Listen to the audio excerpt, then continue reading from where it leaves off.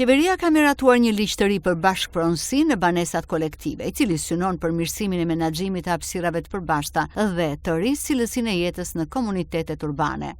Sipas ministrit të shtetit për pushtetin vendor Arbian Mazniku, deri më sot ka pasur paqartësi për elementet që konsiderohen si prone përbashkët, e sipas tij, pas privatizimit të banesave në fillim të viteve 90, qytetarët blen apartamentet, por fasadat, soletat, shkallët dhe pjesët e tjera të përbashkëta mbeten pa një status të qartë ligjor. Ligji e rregullon këtë situatë duke i njohur të gjitha këto si bashkëpronësi të banorëve dhe duke vendosur detyrime të përbashkëta për mirëmbajtjen dhe menaxhimin e tyre. Ndryshimi ligjor parashikon gjithashtu krijimin e një libri të bashkëpronësisë nga ana e bashkive, një dokument zyrtar që përshkruan qartë hapësirat e përbashkëta dhe detyrimet përkatëse për secilin banor. Ligji sipas Maznikut e forcon rolin e administratorit pallatit, duke i dhënë mundësinë të regjistrohet me NIP dhe të lëshojë fatura, të cilat përbëjnë titull ekzekutiv, që do të thotë se janë të detyrueshme për pagesë nga qytetarët. Në këtë mënyrë, shmanget praktika e refuzimit për të kontribuar financiarisht për shërbimet përbashkëta. Administratorët do të kenë të drejtë të hapin llogari bankare të posaçme për menaxhimin financiar të godinës, ku do të ruhen pagesat mujore për pastrim, mirëmbajtje si dhe një fond rezerv për emergjenca apo projekte të veçanta. Sipas Maznikut, ky model ka treguar se rrit ndjeshëm cilësinë e jetës në ato godina ku zbatohet pasi hap rrugën